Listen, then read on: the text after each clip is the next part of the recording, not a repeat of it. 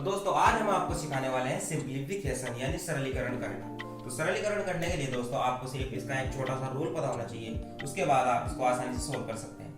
यदि आपको दोस्तों इस तरह के क्वेश्चन करने में कंफ्यूजन होती है कि सबसे पहले इसमें हमको मल्टीप्लाई करना है या फिर प्लस करना है या फिर डिवाइड करना है, तो इसके लिए आपको दोस्तों उस रूल को जानना बहुत जरूरी है। इसे बोलते हैं हम बोर्ड मास।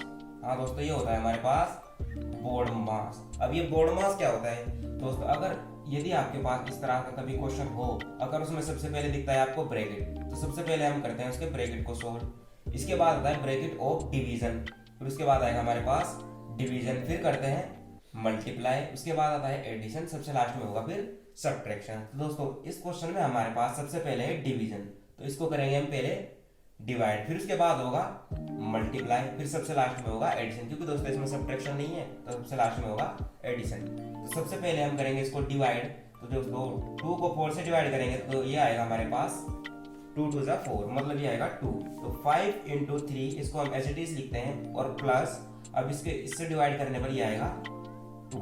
इसके बाद यहाँ होगा मल्टीप्लाई, तो 5 3 जा 15 और प्लस में था 2, तो 15 + 2 होगा 70। तो इस तरह से इसको आप आसानी से सोल्व कर सकते हैं। तो देखते हैं इसकी एक नेक्स्ट प्रॉब्लम।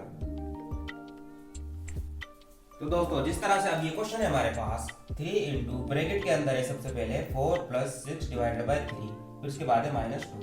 तो दोस्तों बोर्ड मास के अनुसार सबसे पहले हमें करना होगा इस पूरे ब्रैकेट को सोल्व। तो सबसे पहले हम करेंगे ब्रैकेट के अंदर की चीजों को सोल्व। तो ये था 3 × 4। अब दोस्तों ब्रैकेट के अंदर भी सबसे पहले हम करेंगे इसमें डिवाइड, क्योंकि दोस्तों सबसे पहले हम डिवाइड करते हैं फिर मल्टीप्लाई। तो सबसे पहले करेंगे इसका डिवाइड, तो दोस्तों 6 को 3 से डिवाइड करेंगे तो ये आएगा 3 2 जा 6, मतलब ये आएगा 2, और इसके बाद था ब्रैकेट के बाहर माइनस में 2। अभी भी दोस्तों ये ब्रैकेट के अंदर है, तो सबसे पहले हम ब्रैकेट को पूरा ही सोल्व करेंगे। तो ये होगा 3 × अब ये 4 + 2, तो ये हो गया हमारे पास 6। अब दोस्तों क्योंकि ये ब्रैकेट पूरा सोल्व हो चुका तो इसको हम अलग से बाहर लिख सकते हैं, 6 आ गया। इसके बाद है माइनस का 2। अब दोस्तों ब्रैकेट सोल्व करने के बाद हम करते हैं डिवाइड। अब इसमें हमारे पास डिवाइड नहीं है तो उसके बाद करते हैं फिर मल्टीप्लाई। तो सबसे पहले इसका करते हैं मल्टीप्लाई, तो ये होगा 3 6 जा 18 और -2। इसके बाद दोस्तों अब हम करेंगे इसको माइनस, तो ये आएगा हमारे पास 16।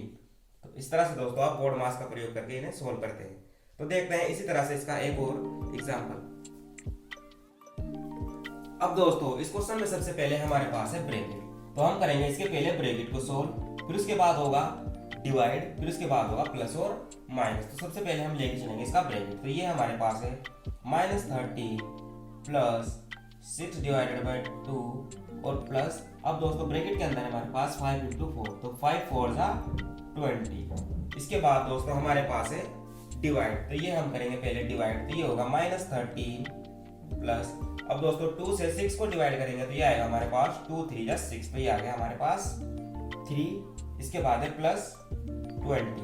अब दोस्तों यहाँ हमारे पास है प्लस और माइनस, तो सबसे पहले हमें करना होगा प्लस, फिर उसके बाद करते हैं हम माइनस यानी सब्ट्रैक्शन। तो ये होगा -13। अब दोस्तों इसको हम करेंगे प्लस, तो ये हो गया 23। अब दोस्तों 23 में से हम करेंगे 13 को माइनस, क्योंकि दोस्तों ये प्लस है और ये है माइनस, तो प्लस माइनस होगा माइनस, तो ये आएगा हमारे पास 23 में से 13 माइनस करके ये आएगा 10। तो इसका आंसर होगा दोस्तों 10।